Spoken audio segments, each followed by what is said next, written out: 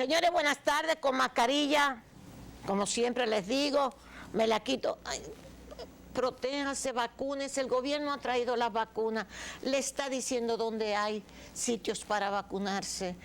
Póngase su mascarilla, por favor, ayúdenos a todos, al país, vamos a ayudar al país, que tenemos una situación, dice el Fondo Monetario Internacional esta tarde, que República Dominicana tiene una economía con las medidas que se han tomado, mire, que aguanta. Vamos a buscar esos datos para ver qué nos dice el Fondo Monetario Internacional, de que la economía y las medidas que se han tomado desde el Banco Central nos pueden ayudar a salir todos, porque mire, en el mundo la cosa no está fácil, no está fácil.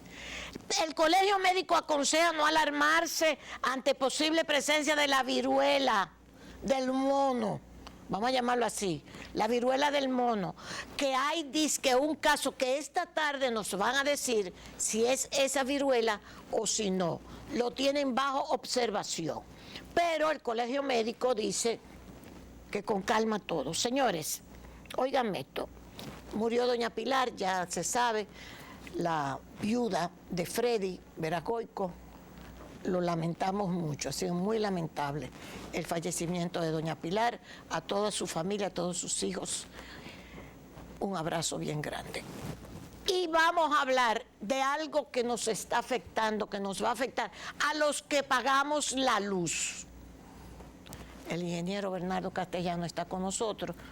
Para mí, la gente que más sabe de todo esto, y yo le voy a preguntar a Bernardo, gracias por venir, porque yo como clase media, y ese que me está viendo, y todos nosotros, los que pagamos la luz, nos dicen que de acuerdo al pacto eléctrico, habían una serie de decisiones en el pacto para ir subiendo, bajando, ¿verdad?, el subsidio, y entonces subiéndonos la tarifa poco a poco, bajo determinadas condiciones, mejores.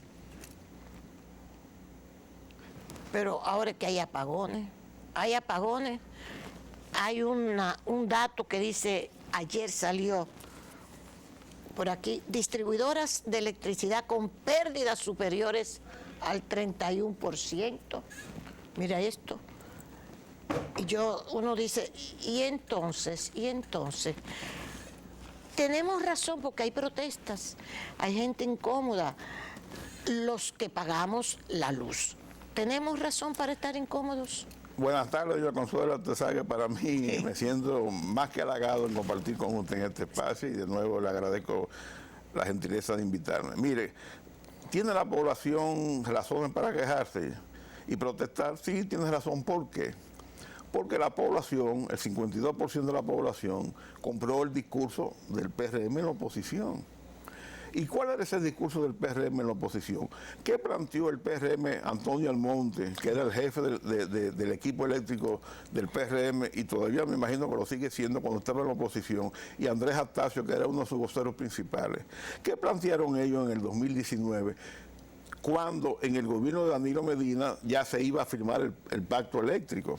Que es bueno decir que un año antes, alrededor del 2018, el PRM se había retirado de las discusiones del pacto eléctrico. Sí. Entonces el PRM no participó en la última etapa de las discusiones, ni siquiera participó en el documento que se elaboró. Entonces en el 2019, el PRM, aquí yo tengo el documento, emitió este documento donde se dice que ellos no acudirían a la firma del pacto eléctrico, salvo que el gobierno de entonces acogiera inexorablemente 10 puntos que ellos le exigían. Sí. Si el gobierno no incluía esos 10 puntos en la firma del pacto, el PRM no iba a firmar el pacto. Como el gobierno no lo acogió, el PRM, digamos, mantuvo su posición. Sí. y el gobierno pasado de Danilo Medina no firmó el pacto. Ahora, yo quiero, como estamos hablando de tarifa eléctrica, yo me voy a referir exclusivamente al punto número 8 de esos 10 puntos que planteaba el PRM, Antonio Almonte y Andrés Astacio, que hoy día es el vicepresidente ejecutivo del Consejo Unificado de la Distribuidora y el administrador de este. Ellos planteaban, y es importante que le presten atención, y voy a leer textualmente, ellos le exigían que el gobierno de Danilo Medina tenía que tener el compromiso de no realizar aumento de tarifas hasta tanto las distribuidoras apliquen su reducción de gastos operativos, que son los gastos corrientes, que son gastos en salarios principalmente, al 10% de sus ingresos.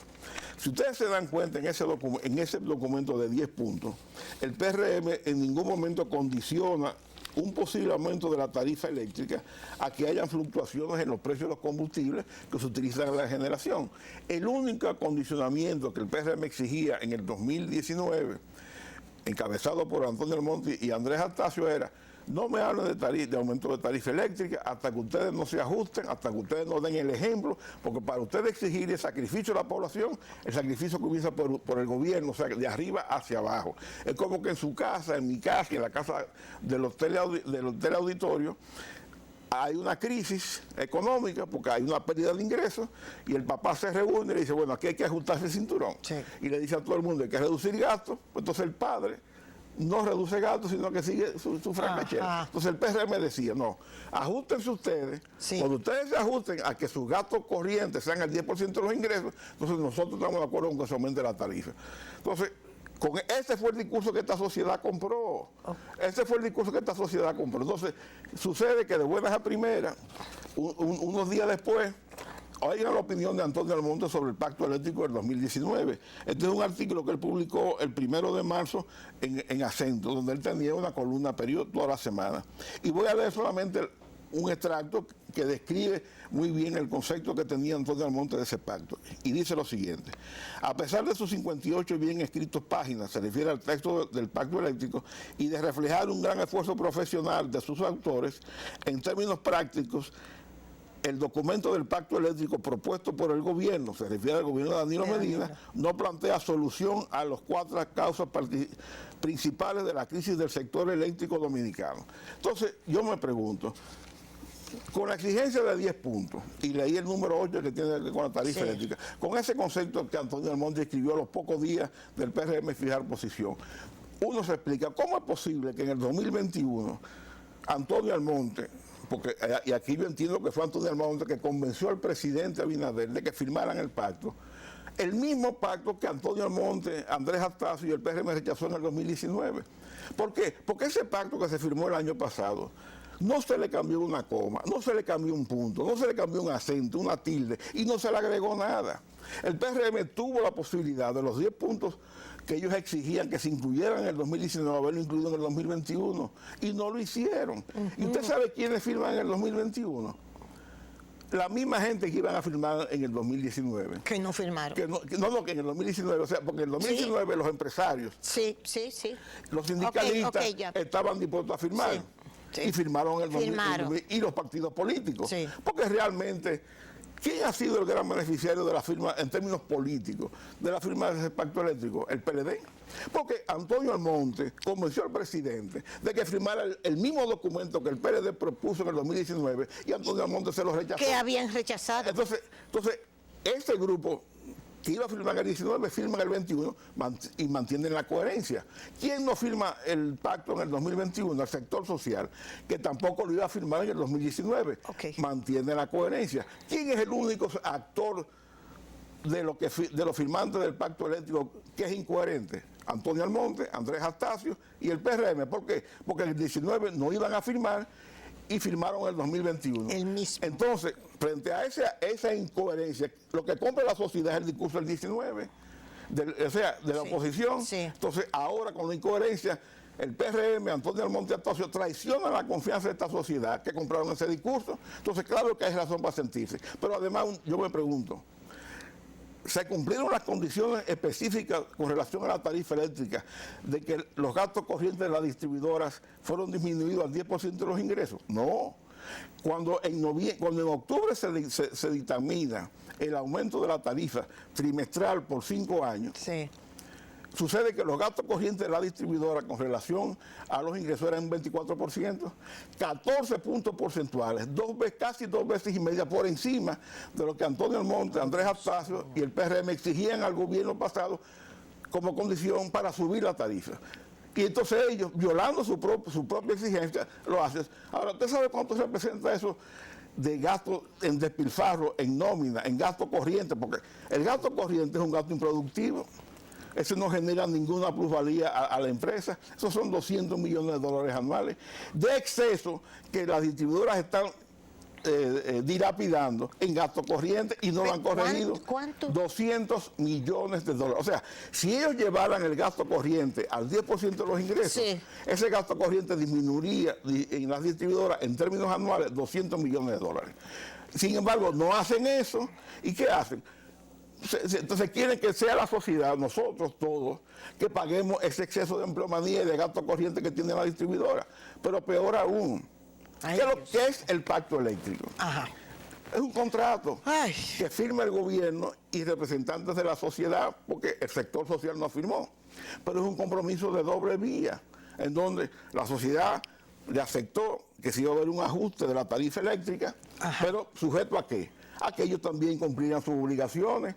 ¿A qué se comprometió Antonio Almonte, Andrés Astacio, que firmaron ese pacto en nombre del gobierno y el gobierno en sentido general? Número uno, a que las pérdidas de la distribuidora iban a reducirse. Exacto.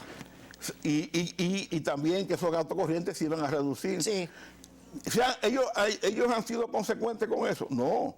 A pesar de que hay que reconocer que si usted mira la estadística del sector eléctrico en diciembre de 2021, las distribuidoras tenían más o menos 1.000 empleados menos que lo que tenían cuando asumieron el poder en agosto del 2020.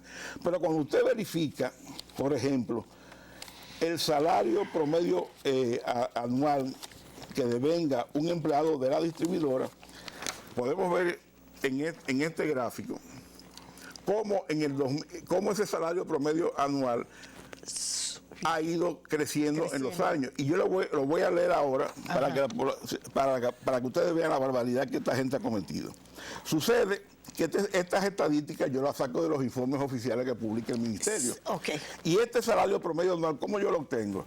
Todo lo que se pague en nómina en un año lo divido entre la cantidad de empleados, sí, y da el salario promedio. Obviamente hay gente que gana mucho más que esto, claro, los altos funcionarios, y los otros ganan menos. Pues bien, en el 2018 un empleado de la distribuidora el promedio ganaba un salario promedio anual de $12.850. En el 19, $13.318. En el 20 bajó a $13.114. Y en el 21, que es el año completo de gestión de esta administración, subió a $14.859. O sea, casi $15.000 de promedio, a pesar de que había una reducción de 1.000 empleados en la distribuidora. ¿Qué significa eso?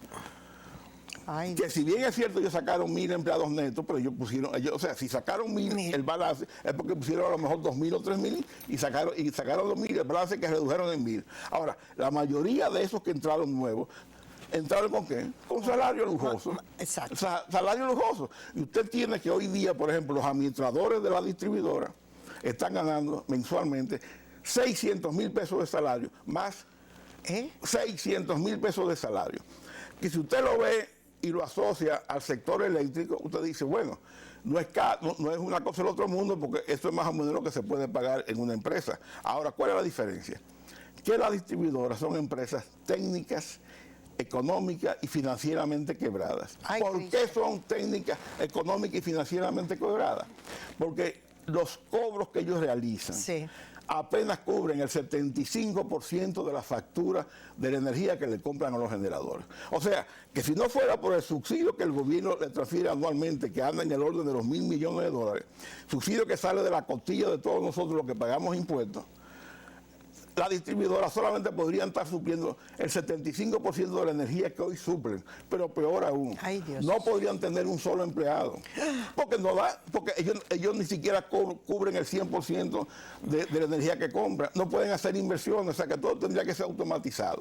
Entonces, bajo ese escenario, perdón, ¿cómo usted puede justificar a esta sociedad salario de 600.000 pesos mensuales, que usted solamente lo puede encontrar en el sector financiero?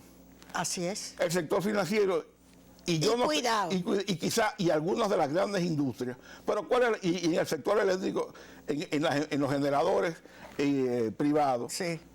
Ahora, todas estas empresas que yo cito, esos sectores son rentables, son negocios que generan dividendos, no son empresas quebradas como son las distribuidoras. Entonces, ¿cómo usted puede a esta sociedad tener el desparpajo, de fijarse salarios de esos niveles, ¿verdad? Cuando sus ingresos no le da para comprar energía. Y entonces, además de eso, exigirle a esta sociedad que sea la que cargue con el peso de la crisis, de una gestión ineficiente y de ese exceso de empleomanía, y que usted no cumpla con su promesa del 2019. Pero yo quiero que ustedes vean con el tema de las pérdidas, yo quiero presentar aquí este documento, que es un documento oficial publicado por el Observatorio, por el Ministerio de Economía, Planificación y Desarrollo, se llama Observatorio Energético. Esta publicación ellos la hacen 1 o 2 veces al año, y este es el último que ellos publicaron en abril de este año. Y ellos toman cifras oficiales del sector eléctrico, del Ministerio de Energía y Minas, y están publicando las pérdidas de energía promedio en un cuadro entre el 2017 y el 2021. Y miren esto. En el 2017, según el monitor energético del Ministerio de Economía, Planificación y Desarrollo, las pérdidas promedio en el 2017 de la distribuidora fueron 30%. Eso es solamente pérdida de energía. Sí.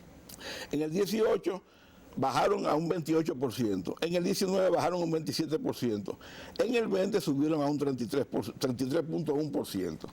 Pero yo siempre hago la salvedad que recuerden que el 20 fue el inicio de la pandemia, sí, que en marzo del 2020, cuando el país entra en cuarentena y se cierra, y la economía se cierra, hay un decreto del presidente Danilo Medina donde le prohíbe a la distribuidora que corten energía de luz. O sea que si usted no se atrasaba, sí, sí, a usted no le cortaban la luz. Sí. ¿Y qué pasó?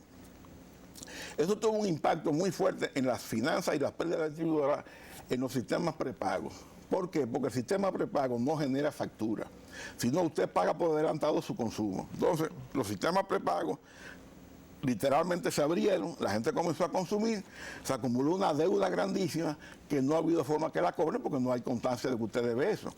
Y eso afectó las pérdidas en el 2020. Pero en el 2021, o sea, ya en agosto, cuando estas autoridades toman posesión, ese decreto había cesado y ya se le estaba cortando la energía a quien no pagaba. Y las pérdidas en agosto subieron, ¿usted sabe cuánto? A 34%. Y ellos tenían el compromiso que firmaron el pacto eléctrico de reducir las pérdidas, pero ¿qué pasó? Déjeme darle este dato, que son los últimos. Sí. Las pérdidas totales en diciembre del 2021, o sea, en diciembre, según los informes oficiales, eran un 28%. ¿Qué es pérdida total?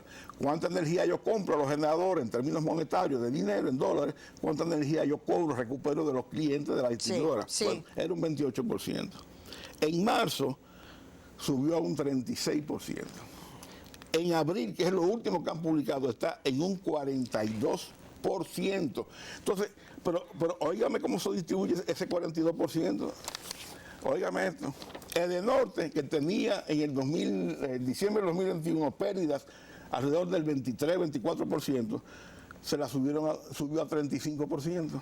Edesur, que tenía más o menos en 22-24 como Edenorte, subió un 31%. ¿Y ustedes saben cuánto está la pérdida de este en abril del 2022? De este. 59%. Ay, espérese, ¿cuál? 59%. Entonces, esta gente no cumple su compromiso y su obligación del pacto eléctrico, que era reducir pérdidas y reducir gastos, y entonces le quieren reclamar a esta sociedad y quieren decirle a esta sociedad que esta sociedad le endosó y le dio un cheque en blanco. ¿Para qué? Para que suban la tarifa. Ese es el discurso. Sí. Entonces ellos ahora no tienen argumentos salvo decir, nosotros estamos cumpliendo el mandato del pacto eléctrico, sí, pero un mandato antojadicio y acomodaticio. ¿Por qué no cumplen el otro mandato? El de que a ellos, el que ellos se comprometieron. Sí. Porque si usted no cumple, claro, o sea, si ellos incumplen, ese pacto es, ahora, es ilegal. Sí. Porque si usted y yo firmamos un contrato. De que vamos a subir la tarifa, pero nosotros le vamos a ofertar mejor servicio, claro, y no vamos a hacer tantos gastos y yo me comprometo a estas cosas. A esto. Entonces usted me reclama a mí. Van a subir la tarifa, pero tú no me vas a cumplir nada. Usted le reclama a la sociedad que usted me autorizó a esto y dice, yo lo estoy haciendo cumpliendo el pacto, ellos son obedientes, sí, pero no son obedientes para asumir su responsabilidad. Lo que ellos se comprometieron. Entonces, como ellos han incumplido, se puede decir que ese pacto es ilegal, es inexistente porque se violó y lo han violado ellos y están conscientes de que lo violaron. Entonces, que no vengan con esa excusa. Ahora, ingeniero, déjame preguntarle algo, porque la verdad que estas cosas son demasiado delicadas. Ese arreglo ese formato, vamos a llamarlo así, para llamarlo de alguna forma, que se hizo de hacer la distribuidora, la cuestión de la capitalización famosa, que todavía están discutiendo si se existe o no existe. Si la intención, porque una cosa, los funcionarios del sector eléctrico que tomaron posición el 16 de agosto, su misión ha sido destruir el sector eléctrico. Ay, Cristo. Destruirlo en dos aspectos. La institucionalidad, la poca que existía. ¿Por qué? Porque el ministro de Energía y Minas y el superintendente de Electricidad, que son las máximas autoridades del sector eléctrico, uno, el trazador de políticas públicas, que es el ministro de Energía y Minas, otro, el regulador, el que controla el sector, los dos violan la ley de manera flagrante a conciencia, violan el artículo 110 de la Ley General de Electricidad. ¿Por qué? Porque han traspasado de manera ilegal contratos que tenía la CDE como agente del sector eléctrico, o sea, como un generador del sector eléctrico, firmado con otros generadores, que lo podía hacer porque la ley no se lo impedía, y se lo traspasan a la distribuidora. Exacto. Y la ley dice específicamente en el artículo 110 que la distribuidora solamente pueden tener contratos firmados con los generadores que sean fruto de licitaciones. Y esos contratos de la CDE fueron grado a grado. Y gran parte del problema financiero que se ha agudizado ha sido el traspaso ilegal de ese contrato. Entonces, quien juró el 16 de agosto frente a Dios, a la sociedad y al presidente Abinader, cumplir y hacer cumplir la ley, son los primeros que están violando la ley. Entonces, esto es terriblemente grave. Entonces, eso es un atentado a la institucionalidad y al Estado de Derecho que hay de eso. Entonces, lo otro que es la obsesión de destruir la CDE. Una obsesión. Es una obsesión de destruir la CDE. Pero vaya usted a la quinta planta, donde tiene el ministro su despacho, y él parece que cuando llegó, en las condiciones que estaban, no eran de su agrado. Y bajo la excusa de que ese edificio parece que, según él, estaba en una condición catastrófica de seguridad, parece que le había caído una bomba anticipada de la que tiró Putin en Ucrania. Entonces él dice que porque había condiciones de seguridad que afectaban la integridad de los empleados, se metió usando fondos de la CDE, del presupuesto de la CDE, o sea, la destruyen por un lado, pero cogen los cuartos por otro. Y gastó como más de 20 millones de pesos remodelando el edificio. Pero usted se encuentra con esta joya. El piso de la quinta planta, que era un piso de cerámica que lo instaló César Sánchez, y usted le puede preguntar a cualquier persona que haya trabajado en la CDE, que eso estaba en perfecta condición. Lo desmanteló y lo quitó, le cayó a mandarriazo, y el plafón lo quitó. Y yo quiero que alguien me diga, yo soy ingeniero civil, pero yo puedo estar atrasado, ¿en qué contribuye usted cambiar un piso y un plafón a la seguridad estructural de un edificio? Pues él sustituyó 2.800 metros cuadrados de cerámica, que estaban cerámica extranjera muy buena, que se había instalado, para él instalar 2.800 metros cuadrados de porcelanato nuevo, 2.800 metros cuadrados de plafón, y en algún lugar del edificio, según está en el presupuesto, porque los datos que yo estoy dando están en el presupuesto que está colgado en el portal de compra y contrataciones de la CDE y de la Dirección de Compra y Contratación. En algún lado se instalaron 28, 27 metros cuadrados de mármol negro. Mármol negro. Dígame en qué contribuye eso. Mientras él gasta 22 millones de pesos en esa remodelación, sucede que la distribuidora hoy día no tiene dinero para comprar contadores, para comprar cables. ¿Y usted sabe lo que está pasando?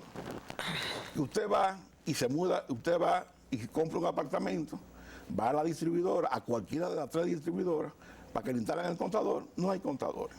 Y hay una lista de espera grandísima. Y yo tengo el caso con nombre y apellido, que no estoy autorizado a revelar el nombre de la persona que me lo confió, un amigo, una persona amiga, que su hija, yo vivo en la zona oriental, se mudó a un apartamento, fue a EDES a solicitar un contador y le dijeron a EDES, no hay contadores y la lista de espera es grandísima y esto tiene que esperar como 2 meses. Ahora, te podemos conectar de manera directa, que significa que usted consume y usted va a pagar una cantidad fija, lo que significa que usted posiblemente consume más de lo que usted vaya a pagar. De lo que va a pagar, porque no hay medición. Claro.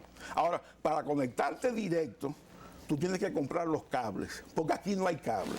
Y esa persona que estaba desesperada, tuvo que gastar 8,000 pesos para que le instalaran. Y ese caso no es aislado. Usted ve, usted oye, y eso se repite en el sur y en el norte. O sea, no hay dinero para comprar contadores, a pesar de que cuando el gobierno llegó, el vicepresidente ejecutivo de la distribuidora, del Consejo Unificado de la Distribuidora, hizo una declaración pública, la pueden buscar en Google, donde decía que estaba sorprendido por la cantidad de contadores en exceso que la administración pasada había dejado en EDESTE, que habían comprado una cantidad impresionante de contadores para una empresa que no demandaba tanto. O sea, él se quejaba de que habían de más. Y ahora no hay. Ahora no hay. ¿Tú sabes por qué no hay? Porque en 22 meses que tienen ahora, 22, 23 meses que tienen el gobierno, la licitación para comprar material gastable de la distribuidora, para la operatividad del día a día, o sea, eso de a usted se le quema el contador en su casa, se le daña, las nuevas edificaciones que se hacen, esas licitaciones tardaron 14 meses en hacer pliego y en convocarlas, y ahora se han topado con la situación de toda esta crisis, no hay contadores, no hay nada. Y entonces todos estos errores quieren que seamos nosotros que lo paguemos. Entonces, ese es el resultado de estos 22 meses de gestión. Pero la verdad que esto es más grave de lo que uno se imagina. Entonces, ingeniero, usted propondría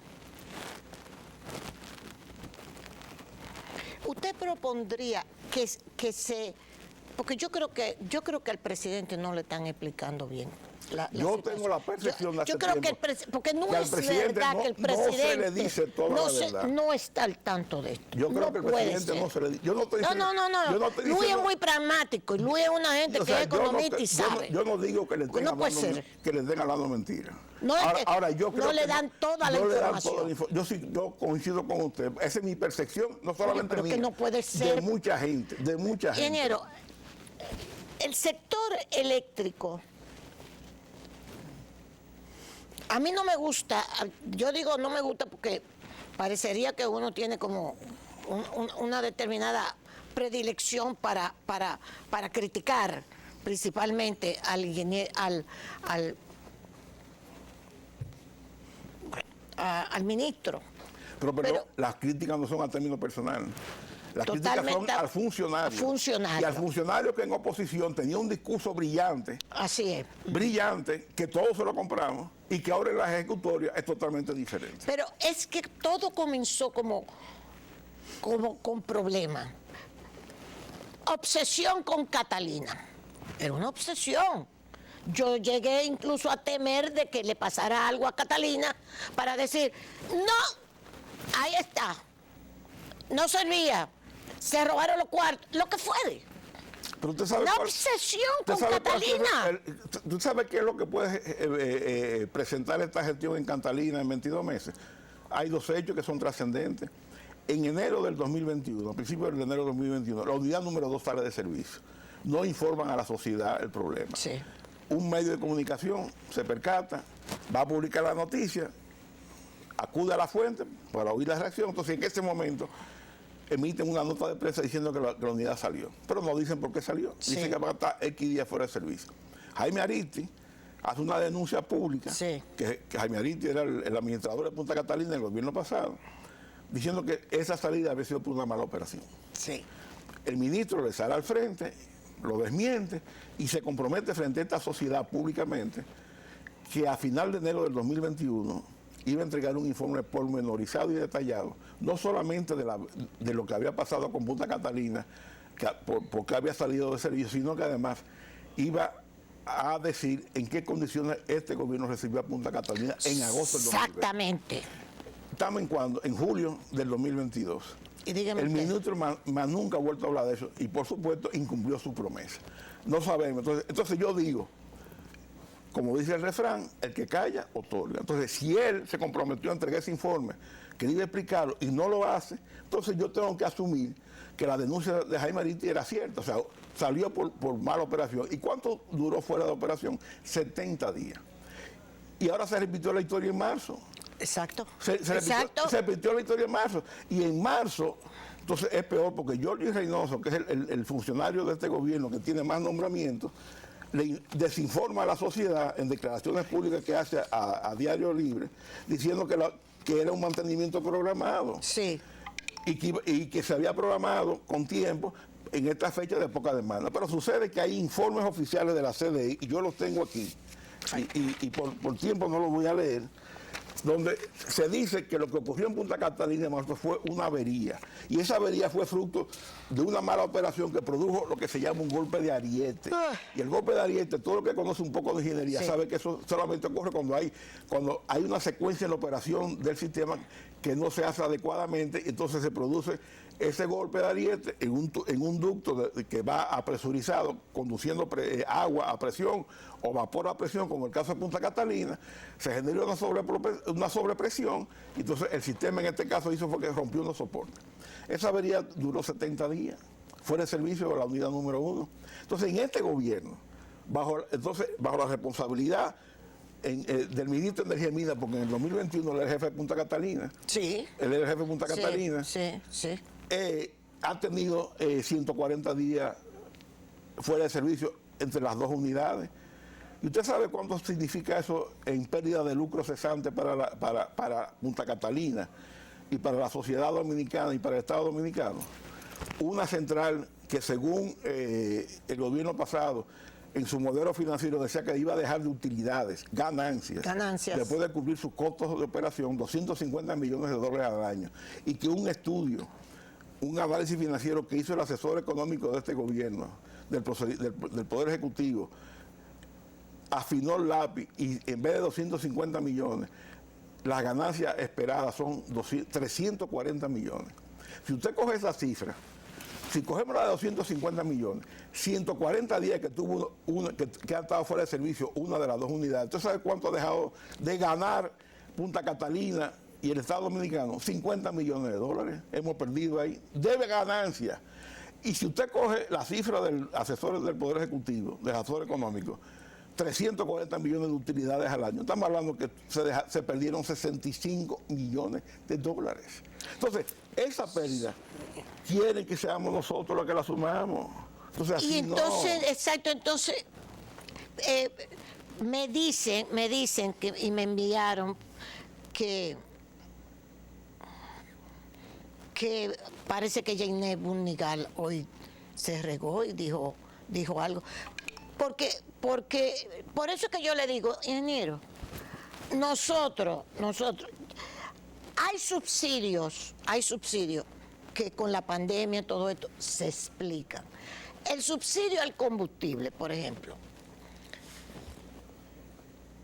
Ok, nos están subsidiando el combustible, perfecto. A mí a veces hasta yo digo, pero debería ser focalizado. Me dicen, no, que focalizado, entonces se crean distorsiones, se crea esto, se crea lo otro. Bien. Pero uno toma la decisión del vehículo que uno tiene, uno toma la decisión si sale o no sale, si ahorra o no ahorra. O sea, uno podría tomar esa decisión, pero con la cuestión de la energía eléctrica, obligatoriamente somos nosotros la clase media y los otros consumidores en las industrias, etcétera, que pagamos la luz. Hay una cantidad enorme de personas que no la pagan. Y encima de eso, nos están diciendo que no se corresponde porque no nos cumplieron con lo que ellos están diciendo. No, porque el pacto eléctrico dice que hay que. Pero es que ustedes no cumplen la parte del pacto eléctrico que le correspondía a ustedes. Y que ellos se comprometieron voluntariamente. Exacto. Entonces, hay como una distorsión en el sector eléctrico. Ha venido todo como para peor. Pero la como cosa... para peor. Desde Catalina y el afán de destruir a Catalina y de decir que se robaron los cuartos y de que hay y que vamos a hacer la auditoría. Busquen la fuñida auditoría. Pero doña Consuelo. Caramba, Catalina, no compran el carbón que había que comprar, no lo compran cuando tienen que comprarlo. ¿Y cuánto le ha costado a cuánto nos ha costado ¿Cuánto eso? le ha costado a esta sociedad? Exacto. Porque hay una cosa, aquí hay una percepción errada y piensan que el responsable de la no compra del carbón de Punta Catalina era el administrador pasado, Serafín Canario. Pero Serafín Canario, ni Celso Marrancini hoy, son los que compran, son los que tienen potestad para hacer compras en Punta Catalina. ¿Por qué? Porque como eso se rige bajo la ley de compra y contrataciones, existe un comité de compra y contrataciones que lo crea la ley en cada institución. Y ese comité de compra es el que convoca las licitaciones, a través de la cual se reciben las ofertas y se contratan todos los bienes y servicios que demanda Punta Catalina. ¿Quién presidía el Comité de Compra y Contrataciones de la CDE, que era responsable de comprar el carbón de Punta Catalina en el 2021? ¿Usted sabe quién era el presidente? El ministro de Energía y Minas. ¿Y quién era un funcionario técnico, pues, que es el que tiene 5 cargos en este gobierno? Sí. Por decreto, miembro del Consejo Unificado de la Distribuidora. Por decreto, miembro del Comité Técnico de Punta Catalina. Director ejecutivo de la CDE. Miembro del Comité de Licitaciones de CDE. Asistente de Celso Marrancini ahora en Punta Catalina. Y ahora, en la nueva gestión de Celso Marrancini, ya Antonio Almonte, ministro de Energía y Minas, no preside el Comité de Compras, sino lo es Jorge Reynoso. Pues ese comité, que era quien tenía la obligación de convocar la licitación para adquirir el carbón de Punta Catalina por un año, en vez de convocarla en enero del 2021, porque ellos sabían que desde abril del 2020 el carbón en los mercados internacionales venía en un proceso ascendente sistemáticamente mes por mes, y sabían que un proceso de licitación, según la ley 34006, toma no menos de 3 meses entre el momento que se publica el aviso y que se reciben las ofertas y se adjudica la obra. Entonces ellos, si hubieran sido planificadores, prudentes y previsores, y hubieran estado chequeando su cartón, como dice el refrán, convocan esa licitación en enero del 2021 y hubieran contratado el 1.800.000 o 2 millones de toneladas de Punta Catalina de todo un año de operación en marzo, abril de 2021. ¿Usted sabe a cuánto? A $70 o menos la tonelada. ¿Pero qué pasó? Por cosas que nada más saben ellos. Uno no entiende. ¿Usted sabe cuándo convocan la licitación? En junio del 2021. ¿Usted sabe cuánto era el precio del carbón en junio del 2021? $104. Ya había subido más de un 50%. Más de un 50%. ¿Y en cuánto han terminado comprando carbón? Primero, no sabemos la cifra, el dinero que bajo la gestión del ministro de Energía y Minas se compró carbón en Punta Catalina, porque él no lo ha informado a esta sociedad. Sí. No sabemos cuántas toneladas él compró, ni los precios que él compró, ni si fueron contratos grados a grado, ni fue licitación. Porque si usted chequea los procesos de licitación del 2021 del carbón, no hay ninguno adjudicado. Hubo uno adjudicado, el de junio, y no se cerró porque el adjudicatario no cumplió.